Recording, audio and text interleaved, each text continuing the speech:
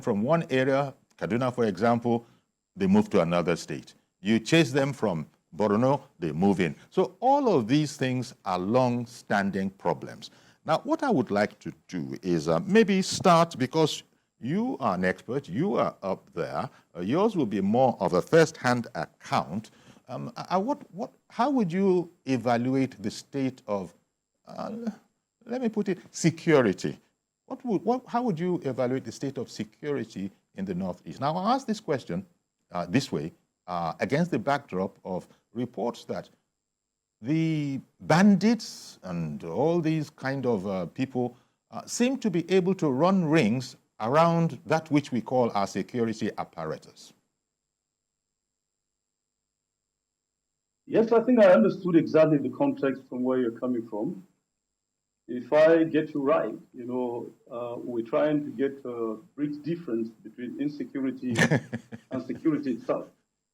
But when you look at security, let's apply it more to what obtains when it affects the administration of security itself, yes, nationally. Yes. And insecurity, perhaps, to how people become victims and the kind of things that obtain in the process of their own existence, like the threats they pass through.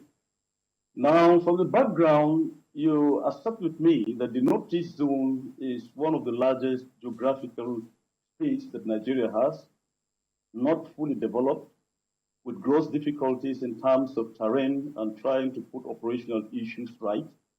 The road networking, not good enough at least to meet up our demands in terms of the fact that the place is forested and the terrain is difficult.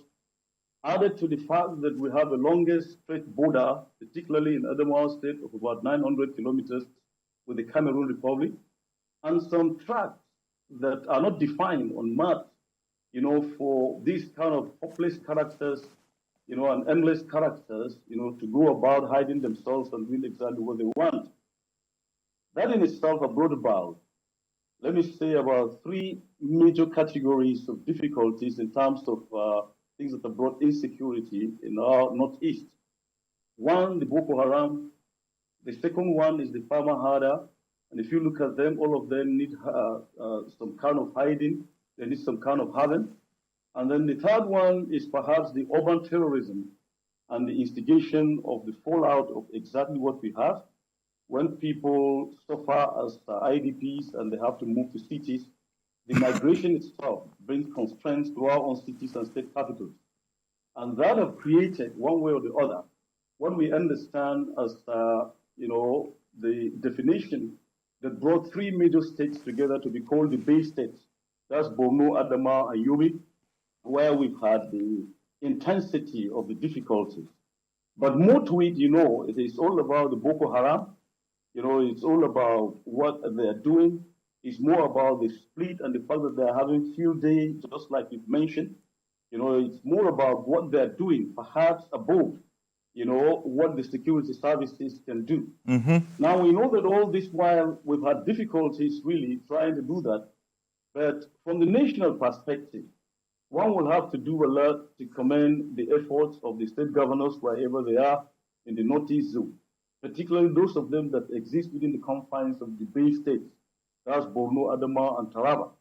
But of all of them, at least let me try to let you know that Adamawa State appears to be at the heart of it. Because if something happens in Yobe and they run into Borno, they can have a stretch limit of Sambisa forest that comes into Adamawa State through either Hong local government or Gombe local government that you can see has been on the front reportage recently, at least giving us some continuous activities of Boko Haram. And like you rightly said, our tracks and roads are not well monitored. They're so large, and I accept something is done in the interim to bring about this particular thing. It is more difficult for a state like Adamawa State, for instance. But it is taking the good ingenuity of the man on the ground, whether you like it or not. You cannot talk about stabilizing Northeast Zone, particularly in terms of security, without mentioning Umar Ahmad Fintri of Adamawa State, the governor, who has taken good measures, at least to tackle two of the most notorious issues of insecurity, in our own state, and Northeast Zone particularly. At least in the past 1 year, He's been able to hold the governors of Northeast Zone on strictly this security issue with a blueprint that some of us were part of that he encouraged to develop along the line. And that has helped in giving dimension, to even monitor and to put in check issues of being farmer harder crisis that have been notorious in the southern part of Adamawa, closing up with Taraba State, where a lot of people have been killed. So in that particular consideration, I say that the state where I belong, where I also serve as on advisory level to the governor on strategy, he's been able, to look at issues perhaps a little deeper than we're perceiving them from the national. He has domesticated at least his policies to ensure that he puts across, mechanisms and structures, that will help him do a lot in terms of early warning, and early responses. He has done extra on that note, and I believe that the last reflection that even directors of state security services had in Adamawa State, he gave them a blueprint, and the outcome of it, which one will not disclose, would have been the appreciation of those security administrators to the fact that he was a master of his game and he is ready to do more. And he has a very tentative blueprint, yes, that he has put in place at least to checkmate and to arrange and to take care of three of the most notorious hydra-rated kind of security insecurities. Now, if I may just borrow your term and just play over, like the issues of the urban crimes, for instance, committed by young people. In our own state, they've grown to call themselves Sheila. They have, an anticipated collaboration with some bandits, that come around and then do a few things in the rural areas and that. But that has been worked out and stopped. It's a very good blueprint. Okay. Yes. Thank you. That's good to know, because actually I was going to ask if what you're speaking about refers to the northern governors pledging to cooperate with the cooperate with the federal government to really come to focus on this problem. Because that Yes. as far back this is as far back as last year. As far back as last year, as Governor Yahaya was actually saying that, look, we were going to get together once and for all, because people, maybe they are not professional in terms of security matters and so might not understand all the intricacies. But there seems to be a notion that, look, if we don't come as a country to say enough, thus far and no further, because as you were alluding to, these bandits, they actually have camps that are known. And so that would prompt some maybe commentators or Nigerians or observers to say that, but if we know where they are, they'll say perhaps proudly, we're not a banana republic. Why don't we go and take them out? Now, I said people might not be professional security people, so they might not understand the intricacies. But what indeed are the intricacies where we know bandits' camps, we know who they are, and yet there seems to be a softly approach? My brother, it is to underrate, the peasant or the native by trying to look down on what his intelligence is like. But I assure you, just like you rightly pointed, that whether we like it or not, the natives, those in the rural areas, have better information about some of these things that bandits, terrorists, Boko Haram, herdsmen, and whatnot do. You'll be shocked to notice that from personal experience, even when we had farmer harder crisis in Adamawa State, before the raid, 2 days, somebody flew a drone and had pictures and even videos of them preparing and wagging weapons at least to do that. It is not commonplace, to even see people like Turji wherever they are and other high-class Boko Haram, test ordinances and guns and ammunitions, with impunity. But what I'm simply trying to strike here is the fact that despite the fact that it's a rural affair, we have to take them considerably serious. I think I'll be dragged into looking at my governor's model, which is serving as a headlight at least to get people through. I know at the crux of when he was having gross difficulties with both Boko Haram in the north, farmer herders in the south, and Sheila boys in the middle. He had to take an initiative to bring together non-governmental organizations and set up good committees that work out issues that will help him to draw rural intelligence good enough for him to have the kind of information that is required for administration. You'll find him.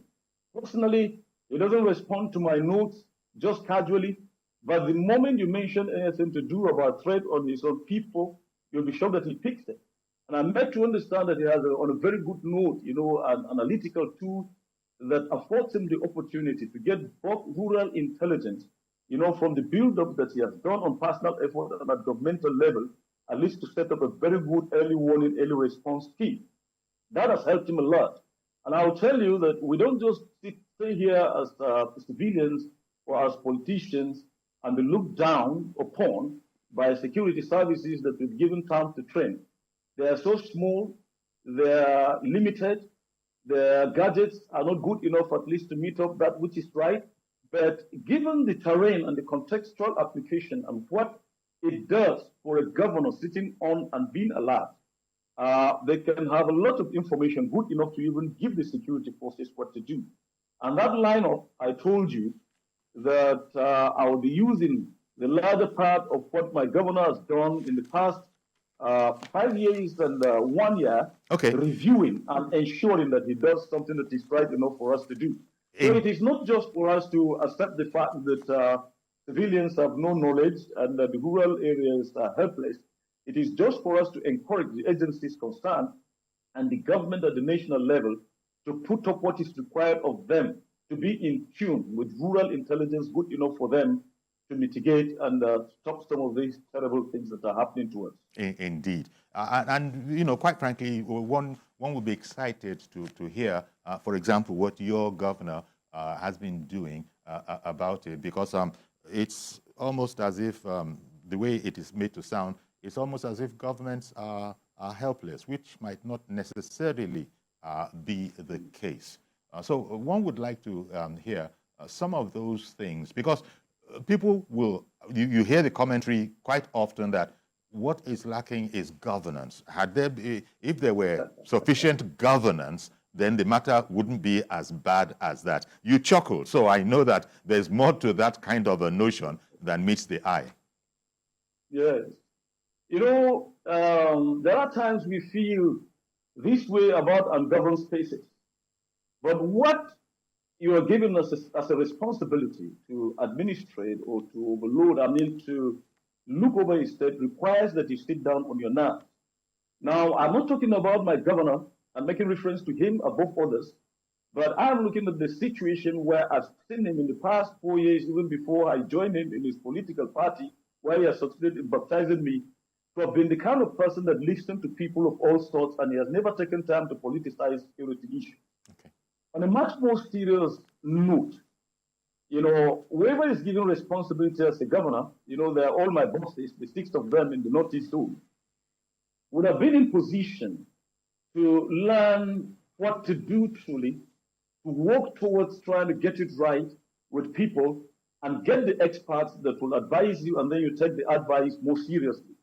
What my governor did in the first place to handle the farmer herder crisis, we have the largest population of cattle. We have the best land, at least for grazing.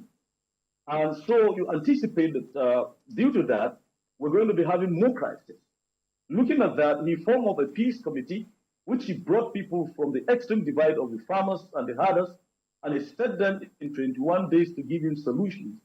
That document is still there in form of a report that even international organizations have used. I know more than 15 of them that have contacted me and have patronized that document that has given them a very good guide. So that gives you the kind of insight into what a leader or a governor can do, which is on people, and how he can bring in all creative initiatives and try to set things right. Besides making it just a committee, he turned it into a standing committee, and presently he is working on a very good note to set up what is called a peace committee, a peace agency that is going to take note of some of these fundamental things that he has realized along the line.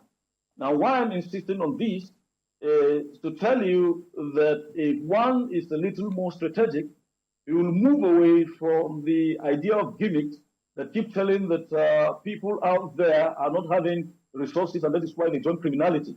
But we know that open crimes of high dimension occur even in the city of Abuja, where we're just very close to the seat of power. Convoys of even ministers and governors have been attacked and whatnot. That's not just the issue. But facing the reality of what matters is what should be. There are countries that are poorer than Nigeria, particularly Cameroon, in our neighboring area there. They don't have all the resources we talk about. But there is a mainstreaming thing they do, at least, to bring their own people together and give them forecast in such a way that they can be law-abiding citizens and be contented with what is offered until development comes to meet them. That I can tell you that my governor is busy opening out rural roads and taking electricity to places we never expect, and thereby making it extremely difficult for some people to sit in the corner and begin to instigate people to get into certain things that are not. Well, I cannot advise governors because they're excellencies. I can only on a lighter note say that they're also open and they need people to come with strategic initiatives that actually matter. It's not a question of, yes, I've won election, or he has won election, let's leave him alone to do it alone. That's not the issue. So it's a question of bringing both the opposition and people that matter to table and asking them to help you solve these problems. That in itself, I believe, is goodwill political action, taking cue from what our president is doing presently as the president of Nigeria, Ahmed Tinubu, bringing all sorts of people, all people that initially attacked him. You'll call them to table and say, friend, please tell me what you want me to do. Okay. And I believe that's the way to go. Instead of just leaving it in the hands of people and allowing them to just suffer. Governance is about all of us. So whether you are defeated in elections or whatnot, you have to learn to bring to the table something for us to have security so that you too tomorrow can be the person that will take over. A sort of a participative kind of governance strategy. Yes. Whereas we know what we think we should be doing, Yes, but we still would like to hear from the people. Now, in this connection, I want to connect that to something that you said at the very, very beginning about intelligence and all of that. And also bearing in mind that it's been going on for so long now, there are those who think that, quite frankly, people are making money out of this. It is not in certain interests for all of this to go away and for peace to reign. There are those we know. It usually happens wherever you have crises that have been going on for quite a while. I wanted to bring in the traditional rulers here. Surely they are a very valuable source of intelligence because there's very little that goes on. They have their own special kind of networks that might not be governmental. What is the extent, in your opinion, that the rulers, the traditional rulers, are also participating in this whole security drive? You've touched on an aspect that actually appeals to my sense of commitment and seriousness. I believe in the existence of traditional rulers as mainstream owners of the people's difficulties, and whatever that exists wherever they are. Now, they've done their best. Every traditional ruler anywhere from north to south have been fantastic, and you have to give them kudos. Sometimes I wonder why they are bullied, to be blamed for certain things that occur in their own environment without them participating. But let me tell you, they are people that have had good intelligence, good information, and I've worked closely with quite a number of them, particularly in the southern part of Adamawa State. The 5 of them are first-class rulers, and one of them, the Hamabata particularly, is the vice chairman of the Northern Rulers Association, where I happen to be part of his own recordsmen. The same thing with Hamabachama, the same thing with Gangwari, the same thing with Amnashalan, the same thing with Kwandinungra. All of them have been up and doing at very intense moments, generating good information and doing that which is right. In fact, on good notice, one of them even wrote a book before he became a traditional ruler on precautionary measures to be taken, on security, particularly rural security. And that is the paramount ruler of the Bachama Kingdom, Ismail Amabachama, Dan Ismail. He wrote a fantastic book, which I believe I've used on some fora and I've made reference to. And that book is well recorded on the fact that traditional rulers have a lot, at least, to do, and they're doing and will continue to do. Perhaps what we need to look into is how to give them the actual support and to make their own networks sophisticated enough, at least, to give the required intelligence services what they need, other than just coming up to bully them, when aftermath of occurrences have occurred or some kind of things like that. And at the end of the day, you blame them for what they're doing right.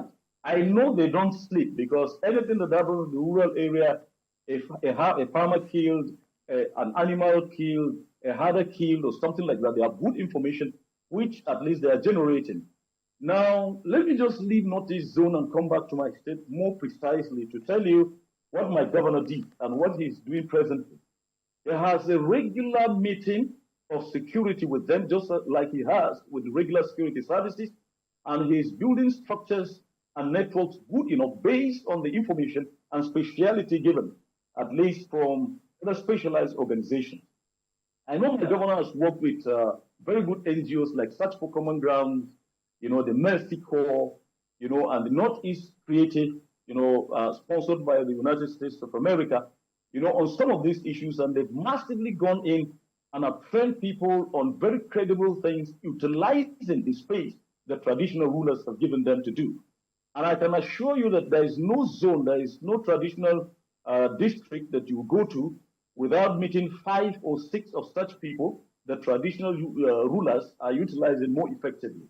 And given them that particular aspect, I tell you that if all of them are inspired, just like the governor of Adamawa State is doing, definitely you are going to get it right because they've built up, a particular network that gives the government early warning, early response, at least mechanisms good enough for the governor to sit up and to do that which is right. Mm. And they've put in their own very best, and they'll continue to do that to my own understanding. And they will be fantastic once they're given at least what is expected of them. Okay. So it's now the question of not just leaving them to handle issues just from the old or kind of traditional aspect. Let them now move to something much more modern. Give them communication gadgets, equip them, allow them to have electronic interaction, build up the system. Really, I don't want to let the cat out of the bag, of what my governor is trying to do. But I assure you, in a while, even the testing and the pilot of what he's doing is effectively giving him good and ample information, enough at least, because he's utilizing the space, and the courtesy, of the traditional rulers to make a lot of headway. Mm. We've had a lot of paramount rulers, particularly the Lamido of Adamawa, who has been at the heart of issues too. He's not been sleeping over that issue. And the emir of Mubi, at a point, Mubi was the capital of Boko Haram at a point. And you can imagine that the emir survived that particular, whatever it is, and one of the first persons to even come back and recover his land.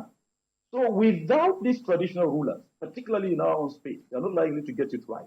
So we get it right because our traditional rulers are good, and we know that by the time you give them the effectiveness of sincerely what is required, they will be in a better position to take you from difficulties, to solutions. Okay, excellent. That's very gratifying to hear and quite encouraging. Maybe just your view, your perspective on two things.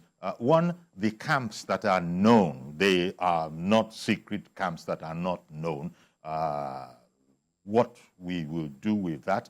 I appreciate when you say that, well, it's not all strategies that you're at liberty to talk about on air. And then the forests, which, they actually take refuge in. Those surely are two key aspects that have to be addressed. Yes, sir. I understand that when we talk about haven, we talk about restricted places, we talk about difficult terrains and places to go to, appear to be where these people live and mobilize, and then do exactly what they like doing, at least to satisfy the devil. But like I always tell you, between the governors of Adamawa and Taraba, There's a high-class collaboration that I also, as a matter of strategy, may not like to tell you exactly what it is, despite the fact that I've played with it.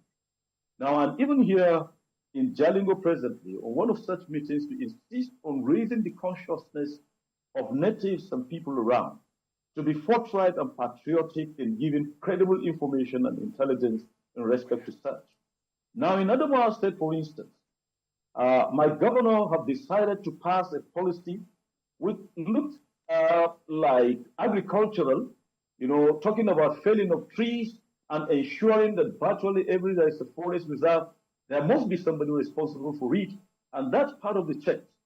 And whatever it is that is going to help in making, some of our bushes to be controlled and to be in perspective good enough at least for action to be taken. So I know that the federal government has a robust plan, to bring about the mounting of forest guards and equipping, of either the Civil Defense Corps and the police and other joint forces and vigilantes at least to take charge of that. But before that happens, you have to look at what comes, in between the line and what obtains in your own environment good enough for you to solve the problem. Mm-hmm. Mm-hmm. Yes, information comes on time, but I also would like to blame us, we the journalists, in as much as we do our best, but there's something we don't do. What we don't do out of our narratives is that we don't follow up stories and ensure that information about a particular bandit camp is taken to its logical conclusion and something is done about it. And I believe that that is where our gatekeeping experience and our own action of trying to set agenda should come in. So we have to change our narratives from the media. I challenge you and I challenge myself that what we do in most cases is just to engage the public, with outcomes of what happened. 15 people killed by bandits, motorcycles of this band, vehicles of so persons snatched, houses so banned. But what do we do before we pass this information? Okay. Definitely, a journalist is a frontliner in determining what obtains so that he can set his own flow of information good enough to provide intelligence, in the right way for us to move ahead. Thank you. I take your point. Let me bring on Festus, who is watching in Ikorodu. Good morning, sir. Good morning, sir, Uncle Yori. Thank you for calling in. Yes, sir. Uncle Yori, what I want to say is that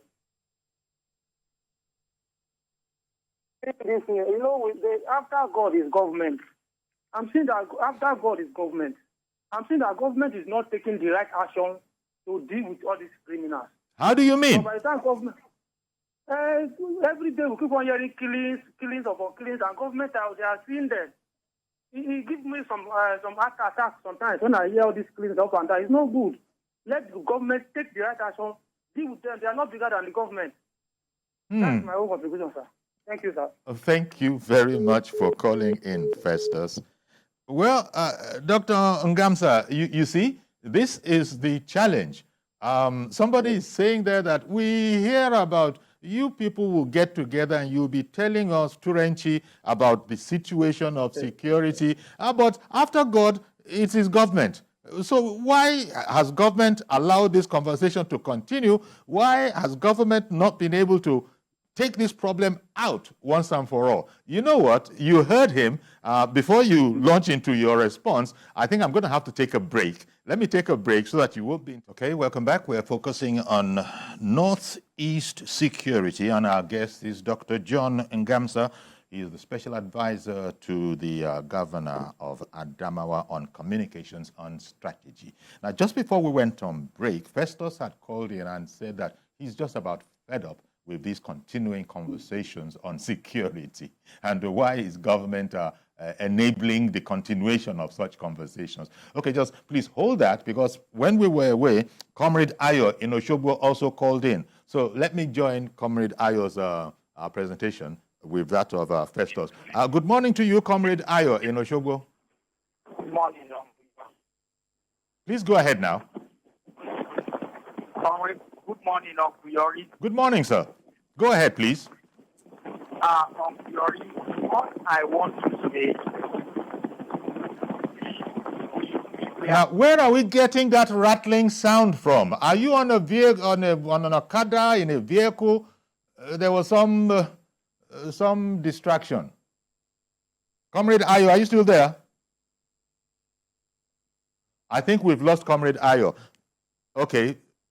The quality of the call was such that even though we were hearing him in the background, there seemed to be some sort of wind noise. At least that's what it sounded like. Okay, in the meantime, let's go on to deal with Festus, who called in just before we went on break and saying that as far as he's concerned, the might of government, he can't understand why all these non-state actors are being as recalcitrant as they seem to be. You know, I like Festus's theology that says government After is God. second to God. Yes, but let me correct him to say that government is in God's order. And except we're getting it wrong, even the Bible, what I hold most serious, talks about the fact that you have to pray for those in authority because it is the will of God. And I believe in the Quran too, you cannot disregard, the constituted authority of governance and government anywhere in the whole world from what God intends to do.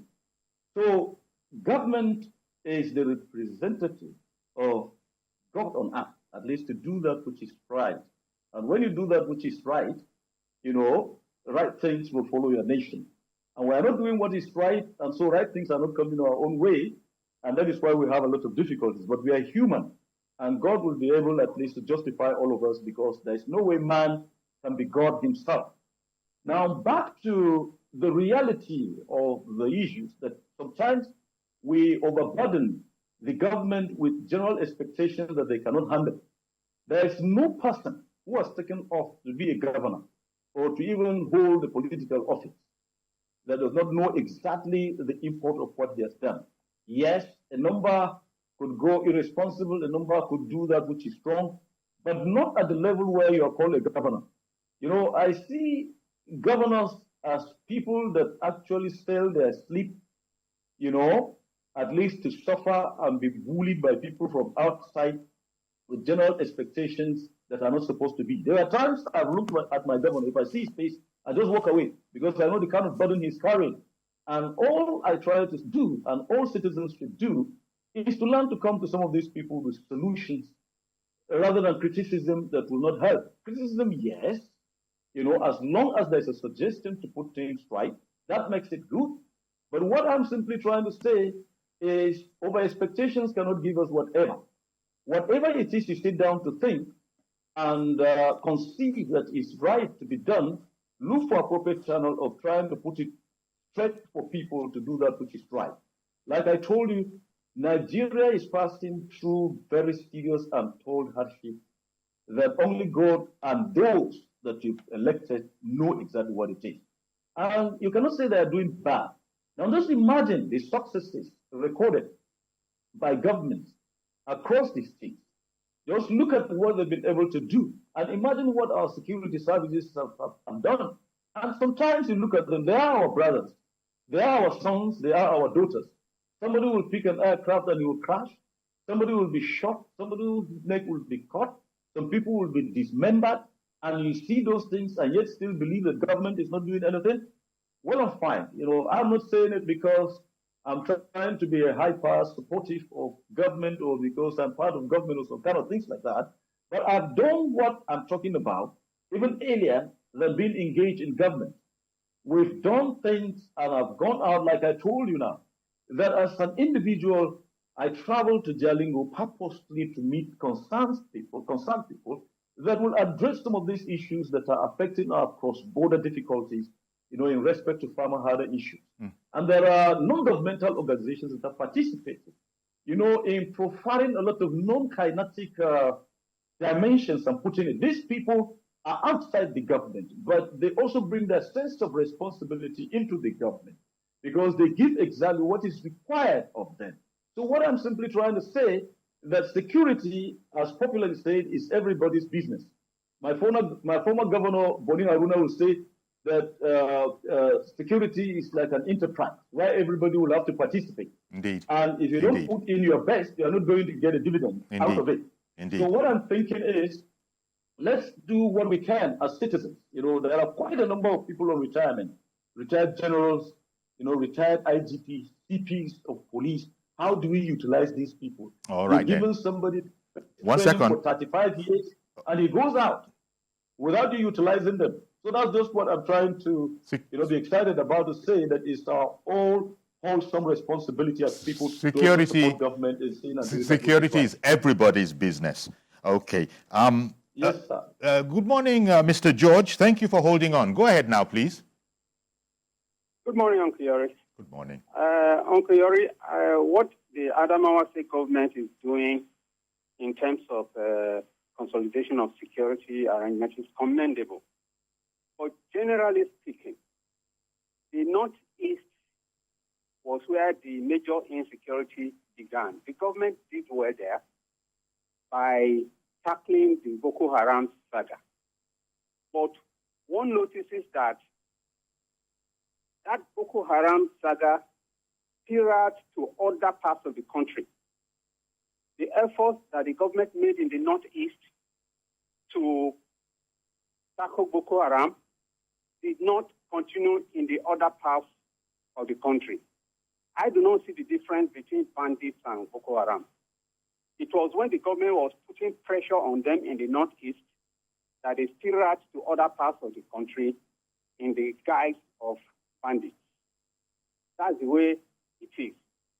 If the government, like somebody who is saying that the government is not doing enough, he's right. If the government wants to actually tackle this insecurity, I'm not a retired soldier, but I know they can round these boys up in a concerted effort, round them up and approach them from different corners. We have the equipment, we have the men, but why it is not being done is what many people are wondering. Okay. We have what it takes to tackle them, but why the delay? You know the camps, you know where they are. And some state governors go to meet them and negotiate with them. We see some giving their leaders, the bandit leaders, traditional titles. Is that not defeatism? I'm sorry to say, but that's the way I see it. All right, then. Thank you very much, Mr. George, for calling in. Okay, coming over to John, Dr. John Ngamsa. That's a difficult area. Perhaps we don't understand it. Taking one point that caller mentioned, that some governors know these people personally, actually interact with them, perhaps from the point of view of we're going to leave no stone unturned. But then the overriding point that George made was that whereas he's commending what Adamawa State has been able to do, he's a bit concerned about maybe not when these people are flushed out of the Adamawa axis, for instance, the fight isn't continued with the same vigor wherever they might, spill into from there. Your thoughts? You see, I appreciate every Nigerian's anger.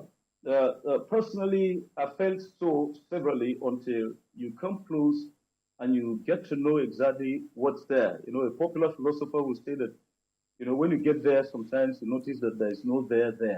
There's a point you reach as a parent, for instance, when you have money in your pocket and it is exhausted, and your son comes to tell you that I need this, I need that, the kind of politics we play.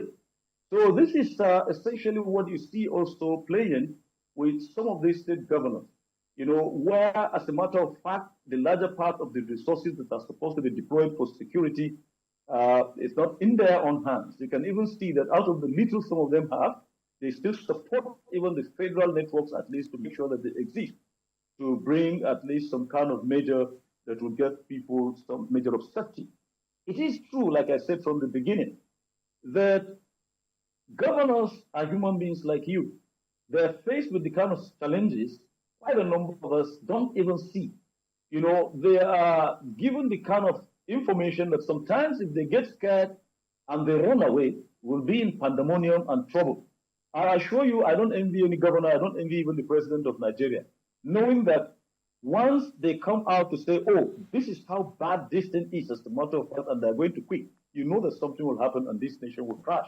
So essentially what I'm trying to say is, yes, we appreciate as much as they do, Yes, we'll frown at those people that are failing to do that which is right, but we also stand by those people that pick up issues and mount them proactively. I was just listening to the governor of Taraba, a moment ago. A commissioner was talking about his state of preparedness, to secure a particular fishing festival at Ibi. Now, that kind of pragmatic and proactive approach towards setting what is sincerely required matters a lot. So what I'm simply trying to say is I want us to understand that we have to hold a carrot, and something else, to scare, and to control some of these characters. I'm not saying you go out, you negotiate with them, but I'm saying that there are some of these things that are more intricate than the eye can see. And even in the military, they know the essence of both kinetic and non-kinetic means of trying to get things done. And I assure you that underground, quite a number of them have displayed and have done greater things that we've not seen yet. Okay. Only isolated cases, like I said, is the way we portray the narrative sometimes, that overblow the proportions and make it look as if the governments are not doing anything. But I assure you that, like I said, just watch it and see. If I'm going to be a security prophet, at this moment, let me predict to you that in the next 6 to maybe 9 months' time, some of these things that we are seeing critically, let me tell you, have won those bandits and terrorists to find their way out, because I'm part of those people that are praying, I'm part of those people that are taking efforts, I'm part of those people that are having confidence in the Federal Republic of Nigeria and the security services on good notice that they have the ability and the credibility to do it, and they're going to do it. Indeed. Now, let's see from what the president of Nigeria has done in changing guards and making them to be effective and calling them timely to be giving him reports and deploying. And the center of this, I also have confidence in the Nigerian NSA, Malam Nuhu Ribadu, that you can know he's not also sleeping. He's doing his own best, left, right, and center. With the probable instinct that you know him for, he's working night and day, and virtually everybody is in it. I tell you that if we stop grumbling and putting solutions, we'll have solutions instead of grumbles. All right, then. For those who might think that the military is not doing enough, or maybe is not even doing anything, I shudder to think if indeed the military were to, as it were, sort of down tools, so that you just have an example of what it would be without our involvement here, much as we might not be appreciated by those who don't have the deep knowledge of what it takes. Mazi Okoroafo has called in from Arochukwu. Good morning to you, sir. I hope we haven't lost Mazi Okoroafo, who called in from Arochukwu. Mazi, can you hear us? I do fear that we might have lost Mazi Okoroafo. Also, okay, there was another part of that question I asked before now, which was your thoughts on, because we have a zero tolerance generally to banditry, kidnappings, and all of that kind of thing, how do you situate that next to what is now being heard that some governors are actually engaging with these people? But I hear Mazi Okoroafo is back. So let me just go to Mazi Okoroafo. Good morning, Mazi. Good morning, Sayodi. Good morning, I guess. Sayodi, see, this issue of the security network, whether northeast or northwest or south or south, any part of Nigeria, is no longer the job of everybody pointing the finger to the federal government. So, states should start with what we call forest guard. Their forest guards should be mainly inside the forest. Those forests where those criminals are staying, that is where forest guards should be. Forest guards should have nothing to do inside town or inside the community. They should be inside the forest. Then we now move to community policing. The community inside it, that's where we make use of that community. That those communities, the way they have all these village squares, village homes, all those that community. We now know that the local government police, the local government authority, they are in charge of that one. At least they take care of those ones. It will help us. Then now talk about the state police. Now, we are looking at the situation in terms of this security as something that belongs to the federal government. So, all these people that come to do all these atrocities, all of them are in the forest. Look at how porous our forest is. Look at the people cannot go and farm because the forest is porous. Nobody is there because people are afraid to go there. That is why whether the federal government or the state government or local government, as a matter of urgency, local government and state government should embark on forest guard now or never if they want us to have excess food. And this issue of drone, how much does this say? How much is drone cost? You saw what happened in Israel. What family? Iran said over 300 and something drones plus ballistic missiles. 300 and here we have 724 local government. What does it say the local government to take care of it? If Iran can send 300 and something ballistic plus drones to a country, waiting, that is each drone or ballistic that takes 5 hours from Iran to Israel. 5 hours. Now in Nigeria, that means if you have to buy drones, the drone we are going to buy is not of that capacity. So what does it take the local government authority or the state government? What are they saying? You say, all right, Mazi. Mazi, I think your point is taken. But thank you very much for calling in, sir. But we've got to give John, the time. We're fast running out of time. Please go ahead, John. Yes, I appreciate exactly what Mazi is trying to say, as a matter of fact that we are not putting our resources together to ensure that we get things work for us. One local government chairman can take care of all it takes to get aerial information daily, 24 hours about settlement in its own environment. Now, these facilities are there, they're cheap, but perhaps the connecting knowledge, I feel guilty trying to draw you back to Adamawa while we're trying to look at national issues. But because Adamawa is where my eye is and the model is set to work, I know exactly how my governor has done his best to network the local government chairman and task them with responsibility of daily reporting, to the desk of the security permanent secretary on the fact that by the end of the week, my governor can comfortably tell you that if care is not taken, this thing will happen in that local government, and then you begin to call them back and warn them. Well, these are working mechanisms. So what I'm trying to say is, it's now that we are beginning to realize how large Nigeria is and how scanty our security deployment resources are, good enough to take charge and care of what is required. Sometimes it's not very much about the equipment.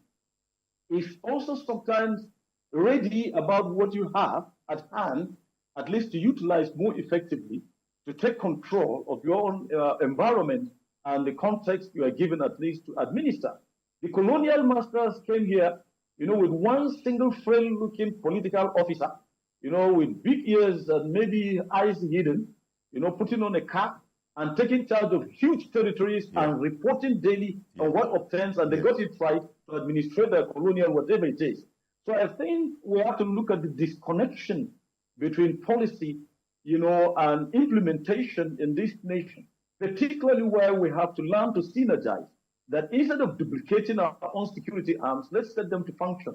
Yes, we have road safety that takes care of the road.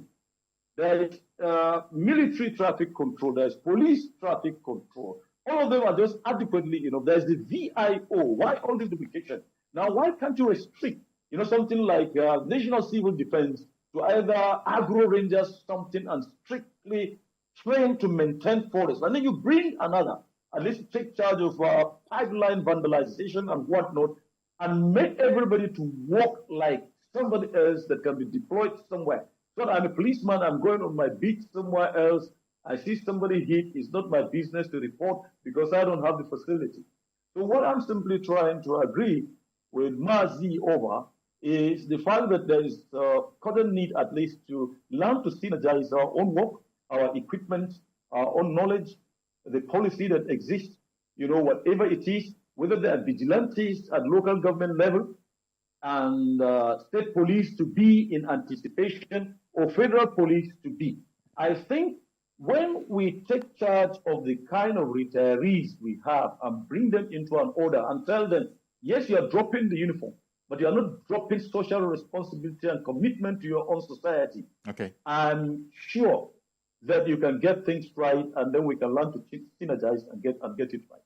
Okay, now maybe I just got a couple more minutes to go. I did want your take on the issue of leaving no stone unturned in the search for security, even up to the extent of some governors reported to actually be in direct communication with some of these bandits. Is that a necessary evil? You know, there are quite a number of things that can happen in government. I'm not justifying any governor that has any direct contact or promotes banditry or whatever. Of course not. But I tell you that there are times, even the police will have reasons to have had contact with the most notorious criminal, good enough for them to have space to know what to do. You know, it's just like the case of, what do they say? Is it a cow or a bull or whatever it is in a China shop or something like that? You know, that if you scare it, it's going to drop everything. And if you pull it out, you're going to have problems. So you have to pamper and draw. So what I'm simply trying to say is you must have two things at a go. I'm not justifying the fact that anybody should have contact that is going to harm the state. That is why the supervising agencies, particularly the State Directorate of SS, should be proactive in reporting, you know, conduct of questionable characters in government. Okay. Good enough for government to take decisive action. And what I'm simply trying to say is when they bring you out for VIP protection, it's not that they want you to be a loyal army to somebody else, but it is for you to also have commitment to the establishment that brought you in there, good enough for you at least to synergize and to insist on guiding people to do that which is right. So I think that is essentially what we require at this moment. But let me tell you, we, gentlemen of the press, and ladies too, will have to do what we are to do. Expose, you know, direct, enlighten, guide, set agenda, direct, and insist on our own narratives good enough. That's a fine to place to leave it. I think that is just what it is. Thank you, sir. That's a very fine place to leave it, Dr.